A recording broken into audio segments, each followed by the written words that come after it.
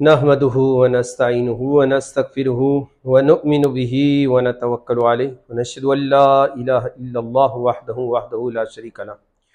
अल्लाहुम्मा सल्लि अला सय्यिदिना मौलाना मुहम्मदिन व अला आलि सय्यिदिना मौलाना मुहम्मदिन व अस्हाबि सय्यिदिना व मौलाना मुहम्मदिन व बारिक वसल्लम सल्लि अलैहि। आज आपके सामने औकात मकरूहा का बयान कि किन औकात के अंदर फ़र्ज़ नमाज उन्हें अदा नहीं किया जा सकता और वो कौन से औकात हैं कि जिनमें नफल नमाज को अदा नहीं किया जा सकता, और वो वक़्त के जिसमें ना नफल और ना ही फ़र्ज़ नमाज को अदा किया जा सकता है। बाज़ मसाइल ऐसे हैं कि जिनकी तरफ नज़र करना और जिनकी इस्लाह बहुत ज़रूरी है हमारे लिए। उनमें जैसे हमारे मदारिस से जब बच्चे घरों में कुरान मजीद की तिलावत के लिए आते हैं तो जब 12 बज जाते हैं तो बिलखुसूस उस वक़्त कहा जाता है बुज़ुर्ग या ख़वातीन कि ज़वाल का वक़्त शुरू हो चुका है, कुरान मजीद की तिलावत को कुछ देर के लिए बंद कर दो।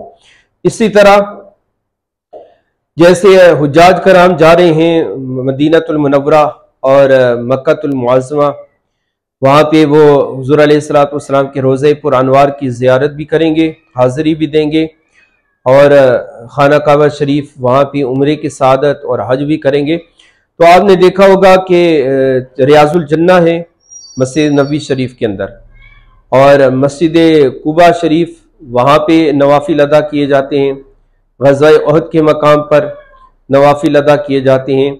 मस्जिद नबवी शरीफ में बरकत के लिए कि जिसने 2 रकत नफल पढ़े अल्लाह तबारक व तआला 50,000 नमाजों का सवाब उसे अता फरमाते हैं।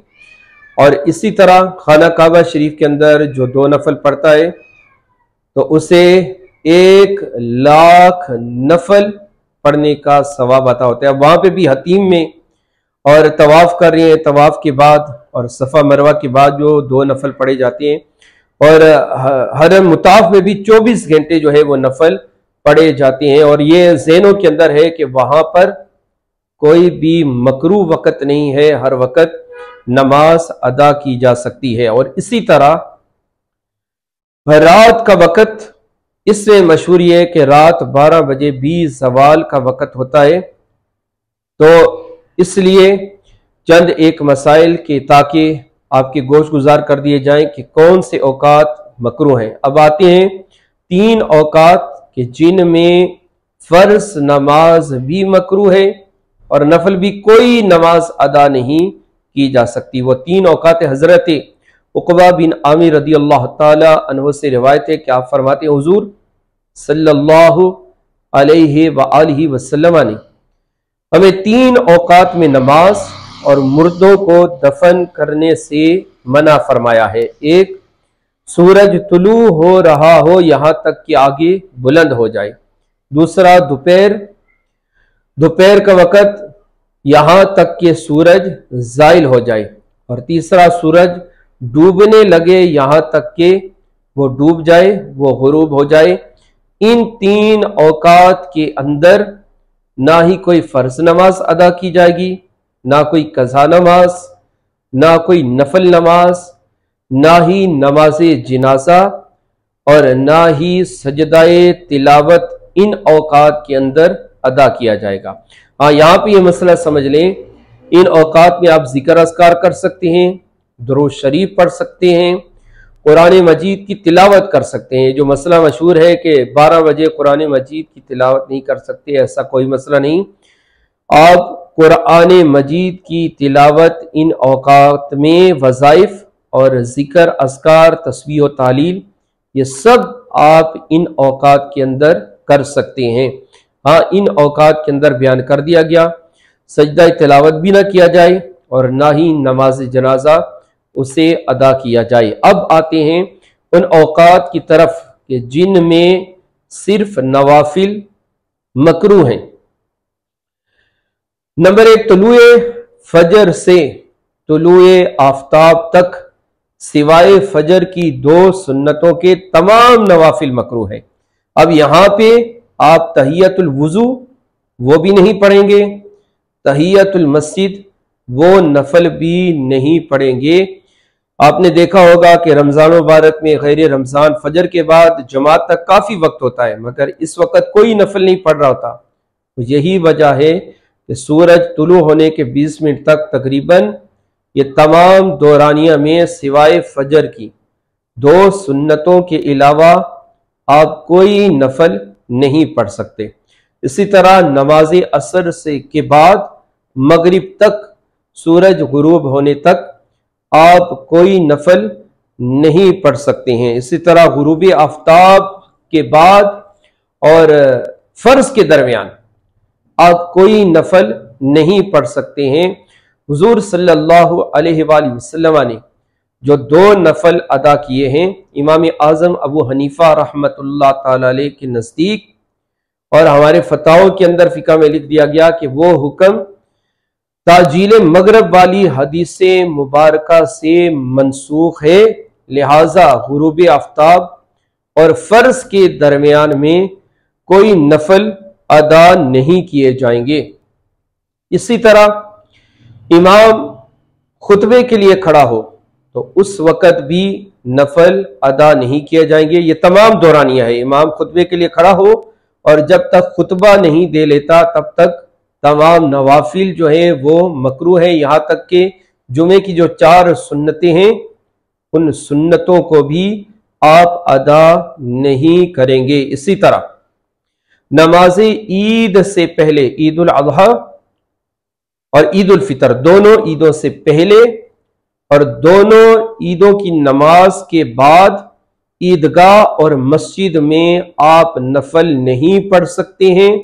हाँ, ईद की नमाज के बाद आप घर में नफल पढ़ सकते हैं, यानी मस्जिद में ईद पढ़ी या ईदगाह में, तो आप ईद की नमाज के बाद भी नफल नहीं पढ़ सकते। हाँ, ईद उल अज़हा और ईद उल फितर के दिन आप नमाज फजर के बाद से लेकर आप ईद की नमाज तक घर में भी नफल नहीं पढ़ सकते हैं। आप ईद की नमाज की तैयारी करें। इन दिनों के अंदर नफल पढ़ना इस वक्त के अंदर वो मकरूह है।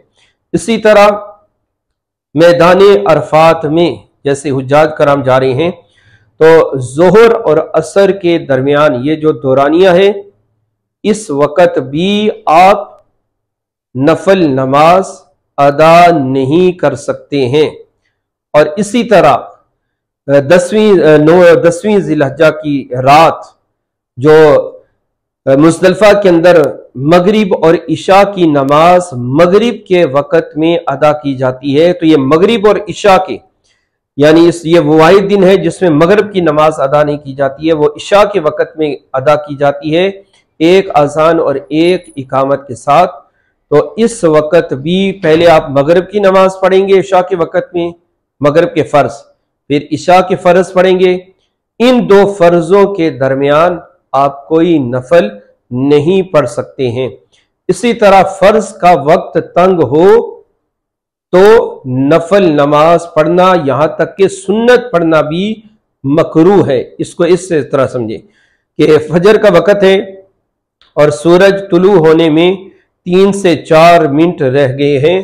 अब इस दौरानिये के अंदर आप अगर फजर की सुन्नतें पढ़ेंगे तो फिर क्या होगा कि फिर वक्त मकरूह दाखिल हो जाएगा। तो इस सूरत में अब सुन्नत पढ़ना जो है वो मकरूह होंगे।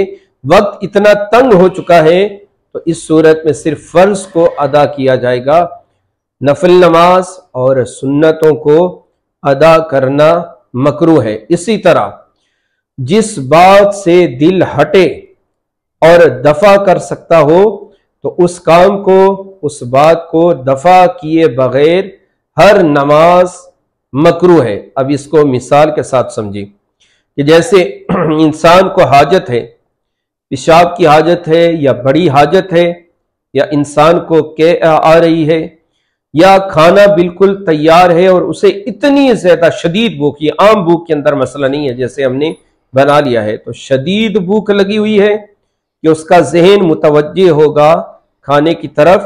तो अब हाजत है, छोटी या बड़ी हाजत है, और वो कहता है, जैसे उम्मी तौर पर ये मसला होता है सर्दियों में कि अब चलो इशा की नमाज पढ़ ही लूं, फिर दोबारा कौन वुजू करेगा, पानी ठंडा है, तो अगर हाजत छोटी है या बड़ी है, इस सूरत के अंदर नफल नमाज पढ़ना मकरू है और बदरजे औला फर्ज नमाज भी फिर मकरू हो जाएगी। इसलिए जमात मिले या ना मिले, आप सुकून के साथ हाजत करें, या बहुत ज्यादा शदीद भूख लगी हुई है, सफर किया हुआ है, तो इस सूरत के अंदर वक्त मौजूद है तो फिर खाना खा लें।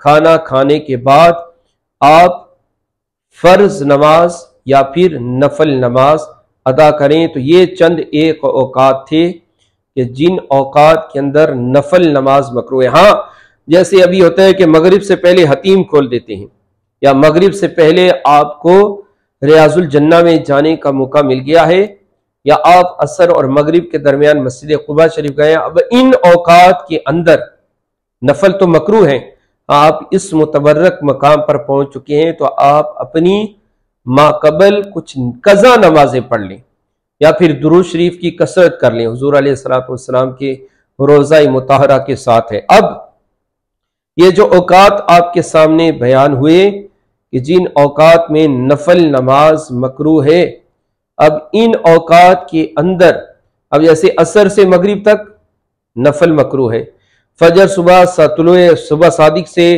तुलोए आफ्ताब तक नफल मकरू है। हाँ, मगर इसी वक्त के अंदर नमाजे जनाजा आ गया, या इसी वक्त के अंदर किसी ने सजदाए तिलावत कर लिया, क्योंकि वो इसी वक्त के अंदर वाजिब हो गया, तो लिहाजा इसी वक्त के अंदर अगर सजदा तिलावत करेगा, जिन औकात में नफल मकरू है, तो सजदा तिलावत कर सकता है।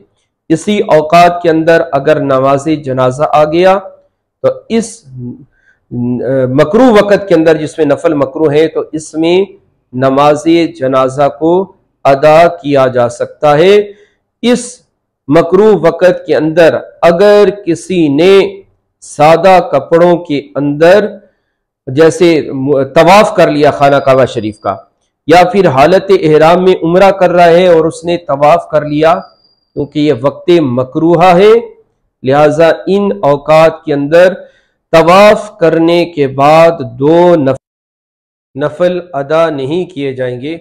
इसलिए कि मसला ये समझ लें कि अगर हुजूर सल्लल्लाहु अलैहि वसल्लम ने औकात मकरूहा जिसमें नफल और फ़र्ज मकरू हैं, वो हुजूर सल्लल्लाहु अलैहि वसल्लम ने मक्कातुल मुकर्रमा और मदीनातुल मुनव्वरा में ही बयान फरमाए हैं, वहीं पे रहकर आपने मकरू फरमाए हैं। तो लिहाजा बिलखुसूस हुज्जाज कराम, उम्रे पे जाने वाले और आम जो हम लोग हैं, इन औकात को अच्छी तरह ज़हन नशीन करें कि इन औकात में क्या क्या इबादत हो सकती है और क्या इबादत नहीं हो सकती। अल्लाह तबारक व तआला मेरे और आपके इल्म में इजाफ़ा फरमाए। वमा अलैया इल्लल बलाग।